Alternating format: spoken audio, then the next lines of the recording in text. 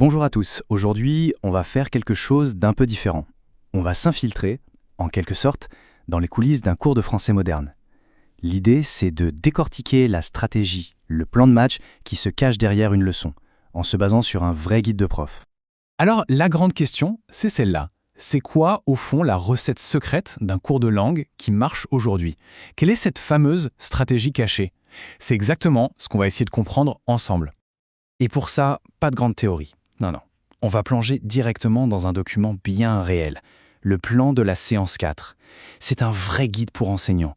Pensez-y, c'est un peu comme si on était une petite mouche sur le mur de la salle de classe, en train d'observer toute la mécanique de la leçon. Allez, on entre dans le vif du sujet. Première étape, la pratique par la performance. Et là, attention, c'est peut-être un peu contre-intuitif.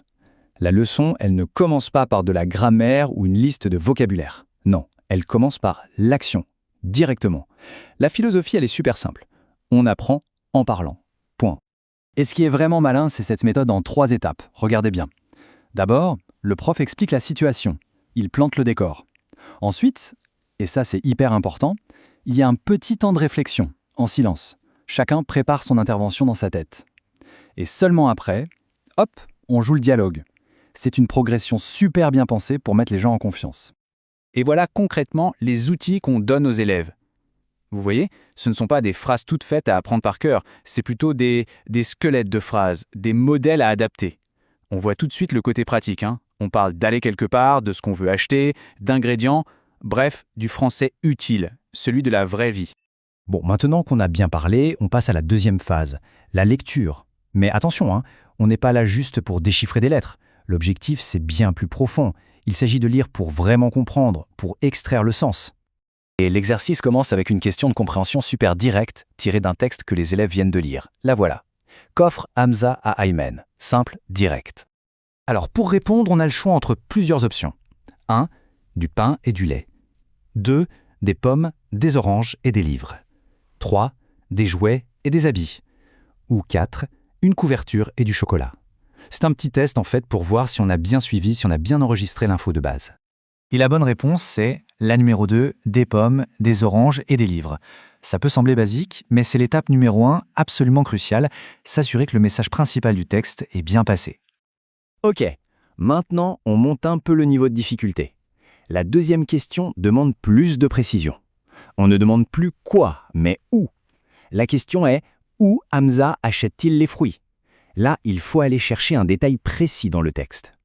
Et la réponse qui se trouve dans les détails du texte, c'est chez l'épicier du quartier. On voit bien la progression. On apprend à scanner un texte, à repérer une info spécifique. C'est une compétence super utile dans toutes les langues. Et c'est là que ça devient génial, je trouve. Après avoir vérifié la compréhension, regardez la question qu'on pose. Et toi, que pourrais-tu apporter à un ami malade? D'un coup, la langue n'est plus un truc scolaire, abstrait. Ça devient un outil pour parler de soi, de ses propres idées. Le pivot est juste brillant. Allez, on attaque la dernière partie de la séance et celle-là, elle est vraiment fascinante. On va voir comment le français sort de sa case matière littéraire pour devenir un outil pour enseigner autre chose. Et en l'occurrence ici, des maths.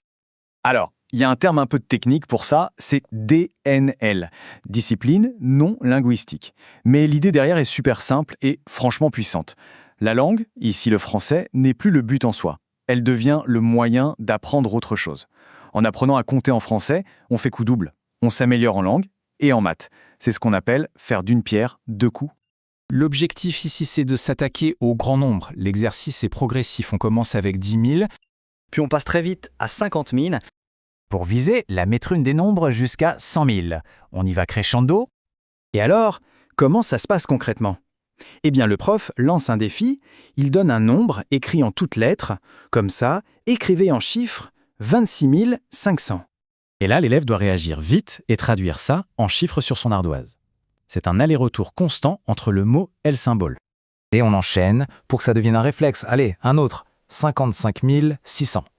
Et voilà la réponse.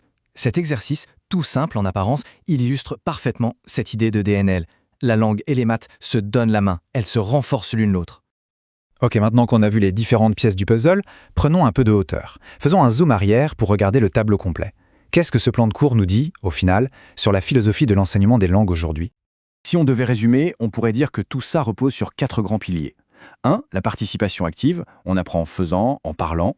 2. La compréhension en contexte, on lit pour comprendre, pas juste pour lire.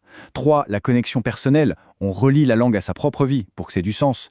Et 4. L'application interdisciplinaire, cette fameuse DNL, qui fait du français un outil pour explorer le monde. C'est tout un écosystème en fait. Et on va se quitter là-dessus, avec une question un peu ouverte. Maintenant qu'on a vu l'envers du décor, le plan de bataille du prof, est-ce que ça change quelque chose à notre façon de voir ce que c'est qu'apprendre une langue? C'est une question qui, je pense, mérite qu'on y réfléchisse un peu.